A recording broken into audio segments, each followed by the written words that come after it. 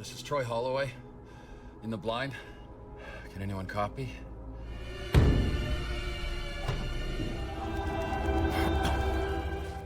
The movie starts in deep outer space, everything is quiet, and nothing seems to be moving. Then, a single damaged escape pod slowly drifts through the vast darkness. Its surface looks burned and broken, as if it has just survived a huge disaster. Inside the small, tight space of the pod, astronaut Troy Holloway slowly wakes up. His body is in pain, and he feels lost and confused. He struggles to sit up. As his eyes adjust, he notices the body of his teammate lying next to him, completely still. The crewmate is clearly no longer alive. This silent body is proof that something serious and tragic has happened during their mission. He tries to use the pod's communication system, hoping to find someone who can hear him. He speaks into the radio, but there is no sound, no reply, only complete silence. He tries again, but the system is not working. The pod's navigation tools are broken, and the radio shows no signs of activity. The only thing that still functions is a small beacon on his wrist. It keeps blinking, offering a tiny bit of hope that someone, somewhere, might see the signal. After a long wait, something finally happens. A voice breaks through the silence. It comes from a woman named Roberts, who works as a pilot at a nearby space station called Hathor 18. She says she's filling in for the commander and is ready to help. This brings some comfort to Troy, who begins to explain everything that happened. He describes how his team had been drilling into an asteroid as part of their mission. While doing so, they accidentally broke into a pressurized area inside the rock. This caused a huge and violent release of gas and pressure. In seconds, an explosion followed, tearing apart parts of their mining station. The damage was so bad that the crew had no choice but to evacuate quickly and hope for survival. Now, Troy is floating alone in a pod that he cannot control. Almost everything inside the pod is broken. The tools used to check the pod's systems are not working. The engines, the direction controls, and the navigation panel are all dead.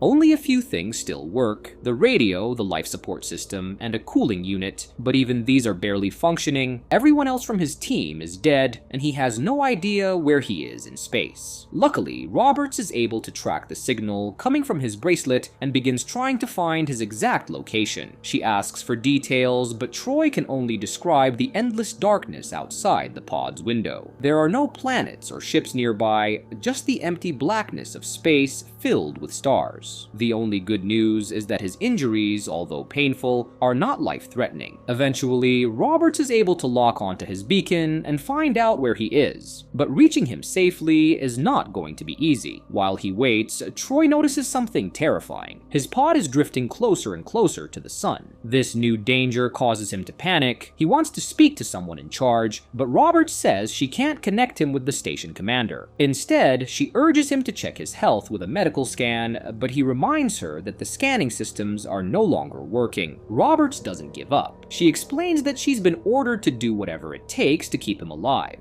Troy is confused by this. He is not a leader or a high-level employee, he's just a regular worker. So why is his life suddenly so important to the company? Even though he is unsure, he gives in and checks himself as best he can. He has a head injury, which worries Roberts. She begins asking many questions to understand how serious his condition is. Troy answers the questions and shares his full name and job. He works for Ordis, a company that focuses on mining asteroids near Earth. They often target places like Apollo asteroids that hold rare and valuable minerals. His role on the team is as a geological engineer. Roberts then admits something important: they've also lost connection with Central Command, so she can't forward his messages to anyone else in the company. She adds that Hathor 18 was also damaged during the same event. Their own crew suffered injuries, and the commander is busy fixing technical problems. Still, despite the situation, they have managed to find Troy's location. Unfortunately, the pod's systems are failing fast. Oxygen is still flowing, but other systems like the engines, water filters, and air circulation tools are broken. The machine that controls the temperature inside the pod is also not working correctly. Even worse, the cooling system is making things colder and colder. If this continues, Troy could freeze to death. To avoid that, he must turn off the cooling system himself, but doing this creates a new danger. Since his pod is heading toward the sun, shutting off the cooler means he could end up dying from heat and radiation instead.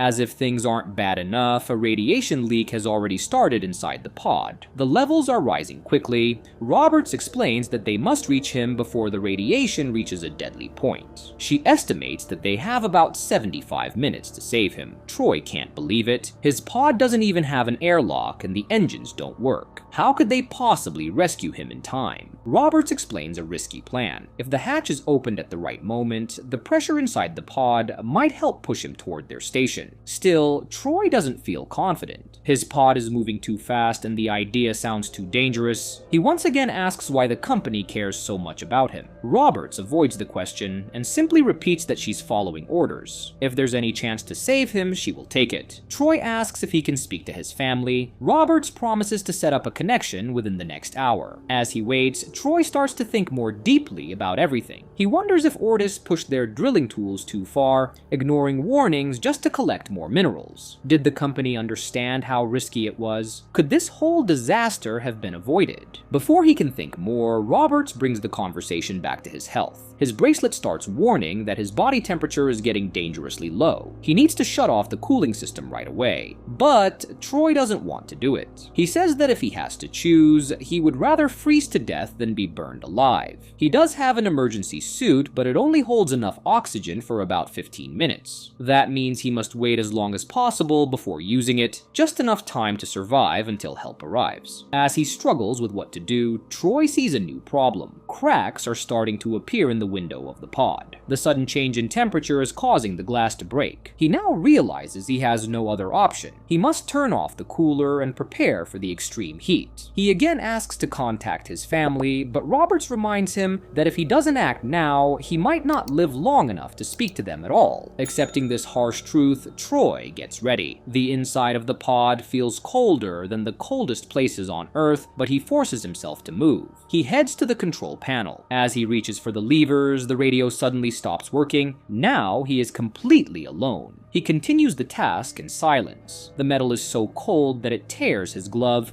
and the skin on his hand sticks to the surface. Despite the pain, he pulls the lever and manages to shut off the cooling system. When he returns to the main area of the pod, the radio connection comes back. Roberts is relieved, but she gives him more bad news. The rising heat is making another injury worse. He has a serious wound on his side from flying debris during the explosion. With more blood now flowing through his body, the injury becomes more dangerous. He needs to treat it quickly. Troy finds the emergency medical kit and wraps his injured hand. Then he carefully removes a sharp piece of metal from his side. The pain is almost unbearable, but he knows the bleeding won't stop unless he closes the wound completely. He searches his dead crewmate's pockets and finds two things: a family photo and a small lighter. With no other choice, he heats a metal object and uses it to burn the wound shut. The pain is so intense that he screams, then passes out from the shock. As Troy slowly regains consciousness, his vision begins to adjust to the dim light inside the damaged capsule. The air around him is thick with silence, broken only by the soft crackle of the radio. He listens carefully, and then he hears Roberts' voice, filled with concern and urgency. She's been trying desperately to reconnect with him ever since he lost contact. Her words are rushed as she tells him that he must brace himself for what's coming. There's a sudden spike in temperature that he must prepare for. The pod is slowly moving closer to the sun, and the heat is starting to build up rapidly. The unbearable warmth is already beginning to take its toll. Troy, still feeling disoriented and anxious, demands once more to speak with the commander. This is someone he personally knows and trusts, someone he believes will understand the gravity of his situation. He insists that only the commander can help him in this moment of crisis, but Roberts refuses, once again denying his request. The pause that follows is heavy, as if the weight of the moment is pressing down on both of them. Finally, Roberts reveals the painful truth. The commander didn't survive the mining accident. He was killed in the explosion, and Roberts had kept this from Troy in order to give him a reason to hold on, to keep his hope alive for a little longer. Troy is stunned, unable to process the news at first. He's barely had time to react when another unexpected impact shakes the capsule violently. A large piece of floating debris crashes into the outer shell, sending the entire pod spinning uncontrollably. The sudden force of the collision throws Troy against the wall, and he struggles to keep himself conscious. Through the radio, Roberts' voice crackles again, pleading with him not to give up. She's still coming for him, still trying to bring him back to safety, but something in Troy's voice changes. With surprising calm, he tells her to turn back. He urges her to leave the area and save herself to escape the danger that is closing in. He knows that as long as he is alive, she will risk everything to save him, but he doesn't want her to sacrifice herself. She begs him not to disconnect, not to give up, but slowly, Troy's voice fades away and the line goes silent. While Roberts continues calling his name through the static, Troy begins to crawl slowly towards the hatch. Each movement is slow and painful, his body heavy with exhaustion, his mind filled with a deep sense of finality. He has made up his mind. He plans to end things himself, to take control of his fate, so that Roberts won't have to risk her life any longer. When he reaches the hatch, he repeats his plea one last time: retreat now while there is still time. His hand trembles as he reaches for the release handle, but before he can pull it, his strength gives out. He collapses from a mixture of exhaustion and the overwhelming heat. Then, another blow hits the capsule. This time, the impact strangely stabilizes the spinning motion. The wild rotation of the pod comes to a sudden stop. He opens his eyes, still alive but barely hanging on. The temperature inside the pod has risen dangerously high, but he knows he has to hold on just a little longer. 10 more minutes. That's all he needs to wait before he can activate the emergency evacuation suit. It will give him just enough life support to survive for 15 more minutes, which should be enough for him to be ejected in the direction of the rescue ship. In the blink of an eye, a sharp shard of debris rips through the capsule's outer wall. The pressure inside the pod drops rapidly. Troy has only seconds to act. He grabs the emergency suit and forces it on. Once inside, he manages to survive the pressure loss, but he knows time is running out. The emergency lights flash on, warning him that the pod systems are on the verge of shutting down completely. Troy reconnects with Roberts and gives her an update. His life support battery is still at 95%, but his oxygen levels have dropped to just 18%. The cabin pressure has fully dropped, and the backup oxygen reserves have been sealed off automatically. To restore them, the pressure inside the capsule needs to be fixed. Troy considers a dangerous plan. He could go outside the capsule, find the breach, and fix it himself. This would restore the pressure and activate the oxygen reserves, which would also trigger the ejection system, sending him toward Hathor 18. But there's a deadly risk. Even with the protective suit, being outside the capsule now would expose him to deadly solar radiation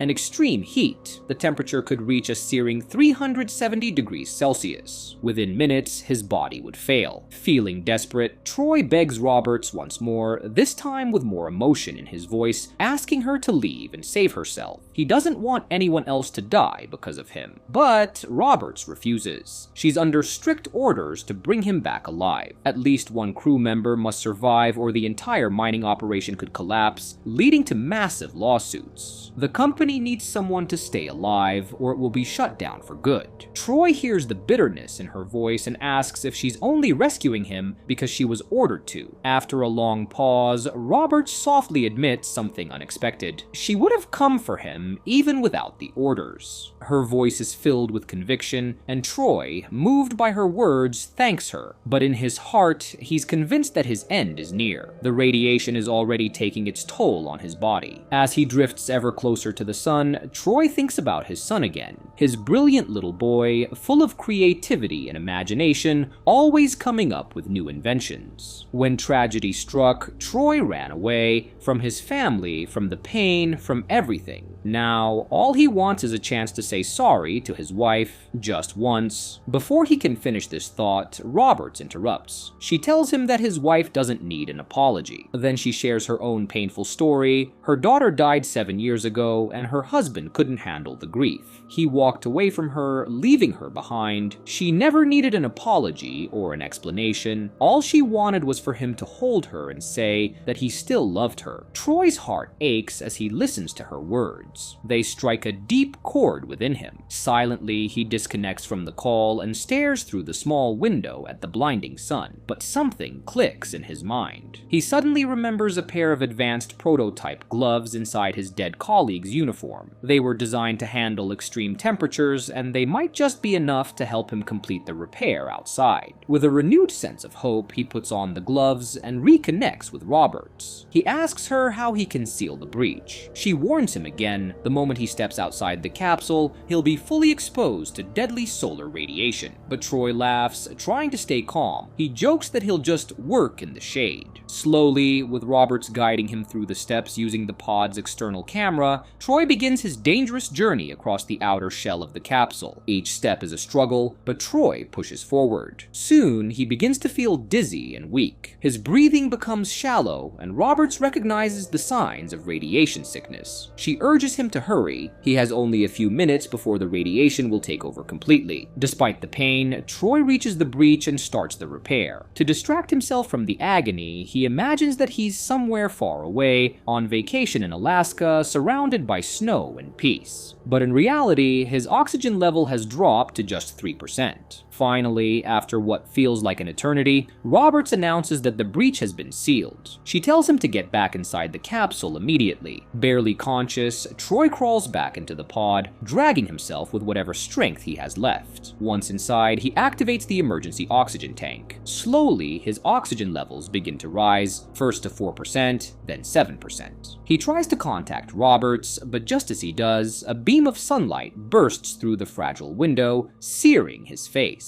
He instinctively covers himself, but Roberts screams at him to eject now. She can see his pod on her monitor. She's so close. Troy, feeling as though he's on fire, pleads with her one final time to turn back. But Roberts yells through the radio, saying she's just moments away, and begs him not to give up. As the last traces of oxygen leave his tank, something flickers in Troy's mind. He remembers his son's voice, his laughter, and the creativity that filled his life. With a deep breath, he whispers that he won't give up. Not yet. Finally, the signal connects, and he hears his wife's voice, soft, emotional, real. With tears in his eyes, Troy tells Roberts to prepare for the ejection. He's ready to go. His final words before launch, "I'm going home." The glass of the capsule finally breaks. Sunlight floods the cabin, then the screen goes black, marking Troy's end, as well as the movie's. And with that, the movie ends. We hope you enjoyed our recap. Like the video and subscribe to our channel for more amazing recaps. See you in the next one.